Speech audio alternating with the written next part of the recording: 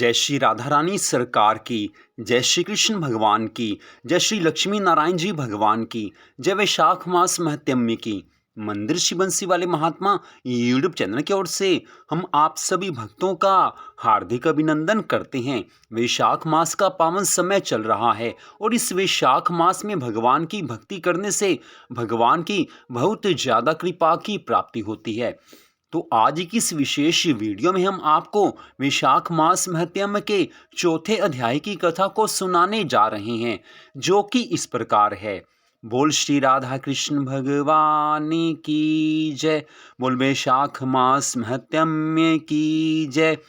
देवऋषि नारद जी राजा अम्बरीश से आगे की कथा का वर्णन करते हुए कहने लगे हैं कि हे राजन, वैशाख मास में तेल लगाना, दिन में सोना, कांस्य के पात्र में भोजन करना, खाट पर सोना, निषिद्ध पदार्थ खाना, दोबारा भोजन करना तथा रात में खाना, ये 8 बातें त्याग देनी चाहिए। जो वैशाख मास के व्रत का पालन करने वाला हो उन्हें इन नियमों का पालन अवश्य करना चाहिए। वैशाख मास के व्रत का पालन करने वाला जो पुरुष पद्म पत्ते में भोजन करता है वह सब पापों से मुक्त होकर श्री विष्णु लोक में जाता है। जो विष्णु भक्त पुरुष वैशाख मास में नदी स्नान करता है वह 3 जन्मों के पाप से निश्चय ही मुक्त हो जाता है।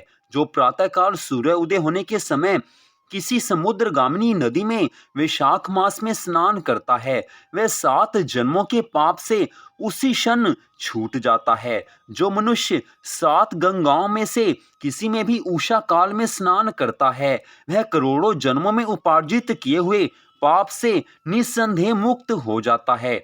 जानवी गंगा, वृद्ध गंगा अर्थात गोदावरी, कालिंदी अर्थात यमुना, सरस्वती, कावेरी, नर्मदा और वेनी, ये 7 गंगाएं कही गई हैं। वैशाख मास आने पर जो प्रातःकाल बावलियों में स्नान करता है उसके महापातकों का नाश हो जाता है।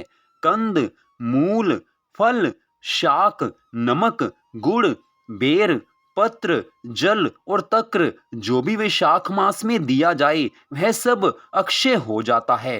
अर्थात वैशाख मास में इन सब वस्तुओं का दान अवश्य करना चाहिए ताकि भगवान की कृपा को प्राप्त किया जा सके। ब्रह्मा आदि देवता भी बिना दिए हुए कोई वस्तु नहीं पाते। जो दान से हीन है वह निर्धन होता है। अतः सुख संपत्ति की इच्छा रखने वाले पुरुष को वैशाख मास में अवश्य दान करना चाहिए।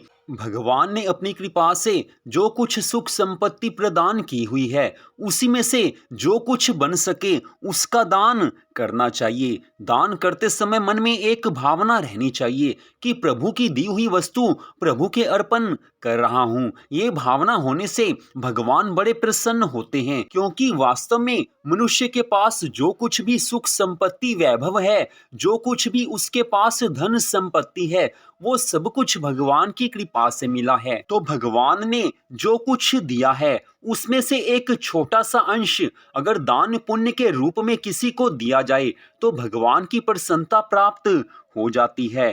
ठाकुर जी की कृपा से मनुष्य का ये जन्म मिला है और ठाकुर जी की कृपा से सुख संपत्ति की प्राप्ति हुई है। तो ठाकुर जी के चरणों में अपने आप को लगाना, इससे बढ़कर भगवान की कृपा को प्राप्त करने का साधन नहीं हो सकता। भगवान की याद हर क्षण आए तो समझ लेना कि भगवान अति प्रसन्न हुए हैं। अपनी ओर से तो पहले भगवान को याद किया जाता है, लेकिन उसके बाद भगवान अपनी कृपा से अपनी याद देते हैं। भगवान की दया होती है तभी भगवान को याद किया जाता है, लेकिन पहले अपनी कोशिश होनी चाहिए, फिर भगवान की कृपा अवश्य प्राप्त हो जाती है। हे राजन, सूर्यदेव भगवान के मेष राशि में स्थित होने पर भगवान विष्णु के उद्देश्य से अवश्य प्रातःकाल स्नान करके भगवान विष्णु का पूजन करना चाहिए कोई महिरथ नाम का एक राजा था जिसका मन सदैव सांसारिक कामनाओं में आसक्त रहता था और वो अजितेंद्रिय था। वह सदा संसार में मन लगाने वाला था। उसकी इंद्रियां उसके वश में नहीं थी। वह राजा केवल वैशाख मास के स्नान से सुयोग से ही स्वतः वैकुंठ धाम को चला गया। वैशाख मास के देवता भगवान मधुसूदन है, अतएव वह सफल मास है। वैशाख मास में प्रातः काल के स्नान के नियम का जिसने पालन कर लिया उसे अवश्य ही इस मनुष्य जीवन में सुख संपत्ति की प्राप्ति होती है और इस मनुष्य जीवन के पश्चात उसको भगवान के धाम की प्राप्ति होती है। भगवान की कृपा से मिले हुए इस मनुष्य जीवन को भगवान के चरणों में लगाकर ठाकुर जी को प्राप्त किया जा सकता है। वैशाख मास में प्रातः स्नान करते समय भगवान जी से प्रार्थना करनी चाहिए कि हे मधुसूदन, हे देवेश्वर माधव, मैं मेष राशि में सूर्य के स्थित होने पर वैशाख मास में प्रातः काल के स्नान के नियम का पालन करूंगा। आप इसे निर्विघ्न संपूर्ण कीजिए। ऐसी प्रार्थना अगर भगवान से की जाती है तो भगवान अवश्य कृपा करते हैं। तत्पश्चात इस प्रकार मंत्र पढ़कर अर्घ्य प्रदान करें। अर्घ्य देते समय इस प्रकार प्रार्थना करनी चाहिए कि सूर्य के मेष राशि पर स्थित रहते हुए वैशाख मास में प्रातः स्नान के नियम में संलग्न होकर मैं आपको अर्घ्य देता हूँ।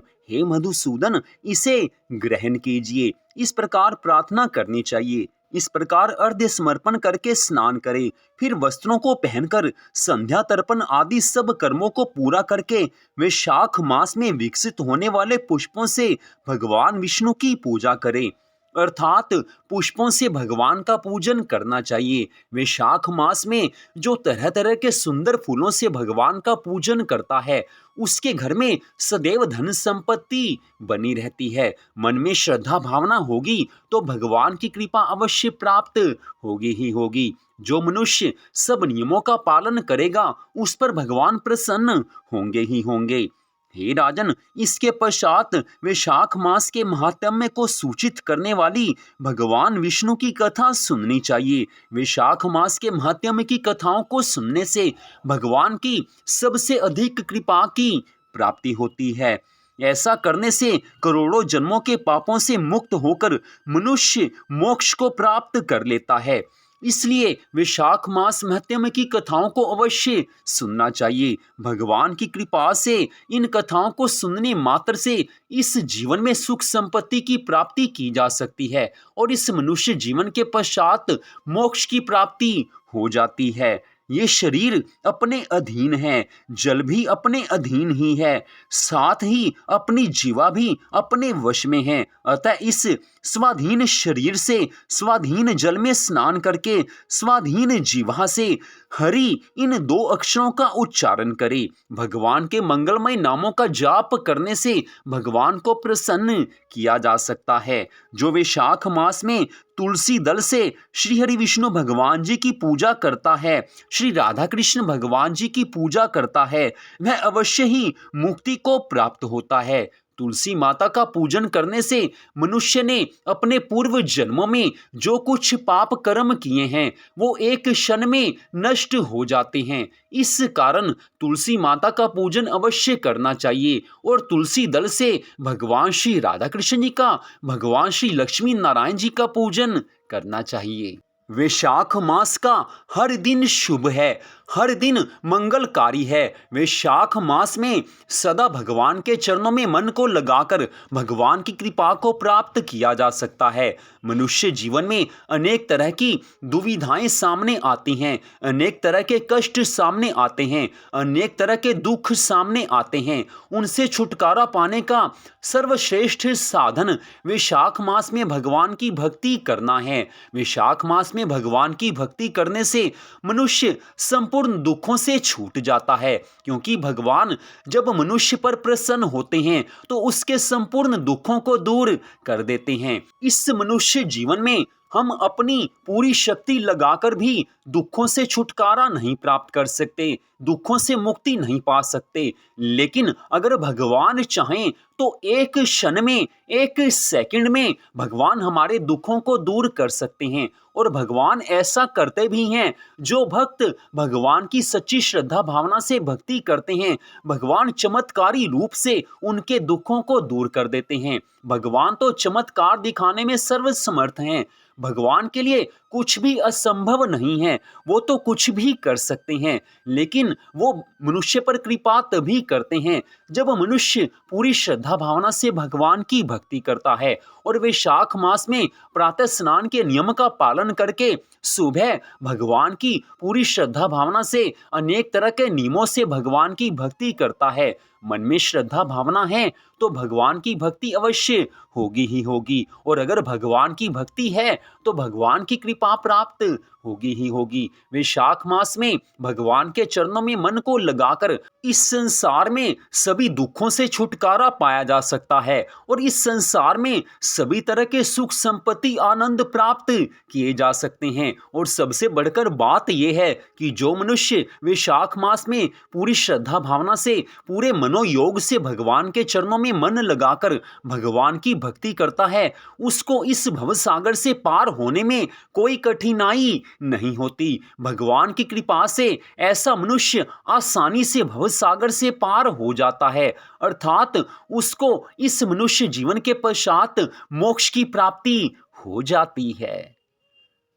तो यहीं पर वैशाख मास महत्म्य के चौथे अध्याय की कथा का विश्राम होता है। आज की इस परम सुंदर कथा को सुनने के लिए आप सबका हार्दिक धन्यवाद।